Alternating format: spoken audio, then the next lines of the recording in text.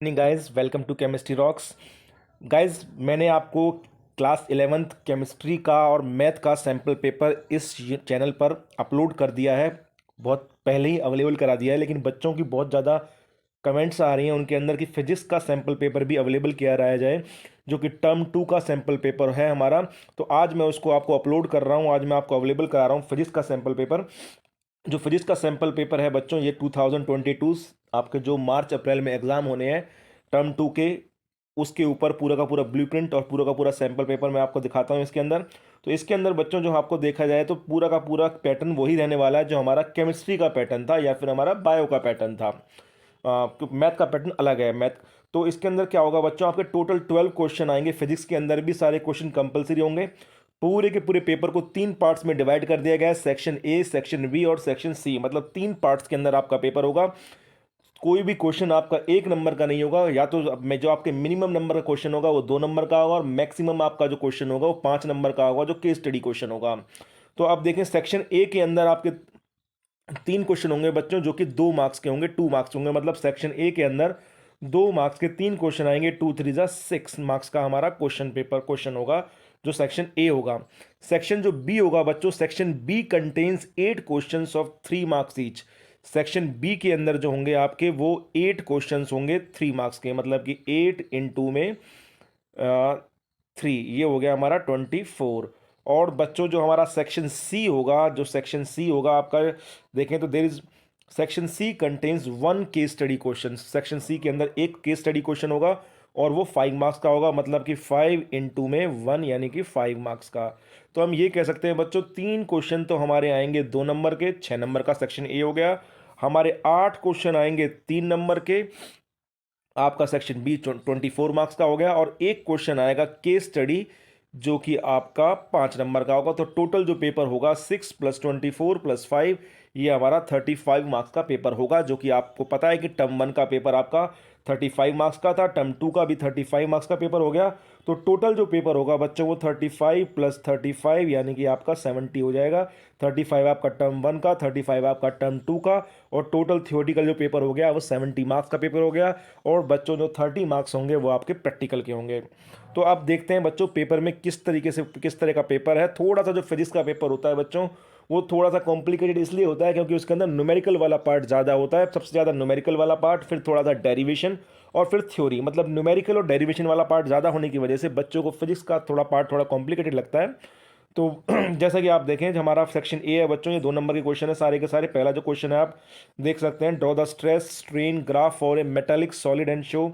इसके अंदर आपको स्ट्रेस और स्ट्रेन का ग्राफ ड्रॉ करना है, इलास्टिक लिमिट के लिए, रीजन ऑफ प्लास्टिसिटी के लिए, point of ultimate tensile strength के लिए, और फ्रैक्चर पॉइंट ग्राफ का जो होता है वो आपको एक्सप्लेन करना है। थ्योरेटिकल क्वेश्चन है।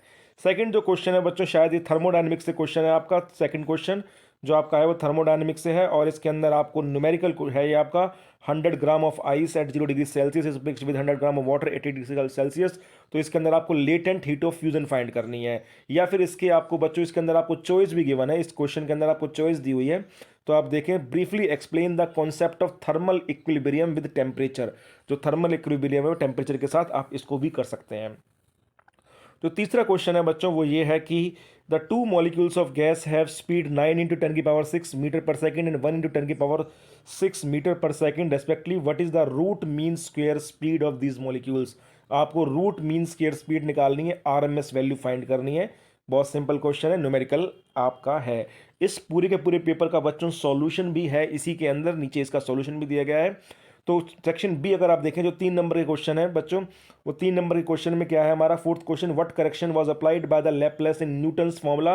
जो हमारा साउंड वेव्स के लिए न्यूटन्स फॉर्मूला था, उसके लिए लैपलेस ने क्या करेक्शन फाउंड किया था, उसको एक्सप्लेन करना है। थ्योरेटिकल क्वेश्चन है। नेक्स्ट फिफ्थ क्वेश्चन अगर आप देखें तो, a gas can have any value of specific heat depending upon how heat is carried out, explain. ये आपका नेक्स्ट देखें सिक्स क्वेश्चन, फिर से आपका बच्चों आपका न्यूमेरिकल हो गया। Seventh question, what is the kinetic interpretation of temperature. और एट्थ क्वेश्चन फिर हमारा न्यूमेरिकल हो गया, at 0 degree Celsius and normal atmospheric pressure the volume of 1 gram water increase from 1 centimetre cube to this, what will be the change of its internal energy, normal atmospheric pressure ये आपको given है, latent heat of melting ये given है। ये thermodynamics का question हो गया बच्चों। आप अगर इस पूरे को पूरे पेपर को देखें बच्चों तो इसमें थर्मोडायनेमिक्स ज़्यादा आ रहा है, और न्यूमेरिकल वैसे देखा जाए तो ज़्यादा नहीं है, क्योंकि इस पेपर को हम थोड़ा बैलेंस पेपर इसलिए कहेंगे क्योंकि इसके अंदर न्यूमेरिकल के साथ साथ इन्होंने थ्योरी भी उसी वेटेज में दिया गया है। अगर किसी क्वेश्चन को वो न्यूमेरिकल दे रहा है तो उसके और में उसकी चॉइस के अंदर वो थ्योरेटिकल क्वेश्चन भी प्रोवाइड करा रहा है। जैसे क्वेश्चन नंबर 9 आप देखें तो बहुत सिंपल क्वेश्चन है। Explain the terms sorry explain the terms wavelength, frequency and amplitude for a harmonic wave. एक हार्मोनिक जो आपकी सिंपल हार्मोनिक वेव है उसके लिए आपको एक्सप्लेन करना है वेवलेंथ, फ्रीक्वेंसी और एम्पलीट्यूड को, जो कि हमारा साउंड वेव से रिलेटेड होता है, उसको आपको पूरा का पूरा एक्सप्लेन करना है। तो इस तरीके से पूरा का पूरा पेपर आप बच्चों देख सकते हैं। ये दिया गया लास्ट में जो हमारा क्वेश्चन है बच्चों 12th क्वेश्चन आपका केस स्टडी क्वेश्चन है।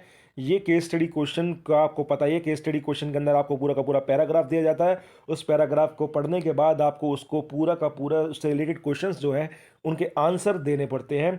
तो ये आप पैराग्राफ अगर आप देखना चाहें तो ये पूरा का पूरा पैराग्राफ आप पढ़ें। थर्मोडायनेमिक्स से ये क्वेश्चन है हमारा, और मैं आपको बता दूं बच्चों ये हमारा जो केस स्टडी क्वेश्चन होगा वो एक ही होगा। जो 5 नंबर का क्वेश्चन आना है, मैंने आपको बताया कि 2 नंबर के 3 क्वेश्चन आने हैं और 3 नंबर के 8 क्वेश्चन आने हैं, और एक क्वेश्चन हमारा जो 5 नंबर का आना है बच्चों वो हमारा केस स्टडी क्वेश्चन होगा। केस स्टडी के अंदर आपको पूरा का पूरा पैराग्राफ दिया गया होगा, उसके बाद उससे रिलेटेड आपको क्वेश्चंस के आंसर देने होंगे। तो ये हमारा पूरा का पूरा आपको 5 नंबर का पेपर जो हमारा है केस स्टडी वो आपको करना होगा। तो इस तरीके से बच्चों आप देखें तो ये पूरा का पूरा पेपर आप इजीली सॉल्व कर सकते हैं। इसका आंसर जो सॉल्यूशन है पूरा इसके अंदर नीचे दिया गया है, अगर आप देखें तो नीचे इसका पूरा सॉल्यूशन है। और मैं इस जो आपको पेपर है बच्चों इसका लिंक भी आपको डिस्क्रिप्शन बॉक्स में प्रोवाइड करा देता हूं। आप वहां से इजीली इस पूरे के पूरे पेपर को और इस पूरे के पूरे पेपर के सॉल्यूशन को डाउनलोड कर सकते हैं। और बच्चों अगर चैनल को सब्सक्राइब नहीं किया है तो सब्सक्राइब जरूर कर लीजिएगा। Thank you very much, have a nice day.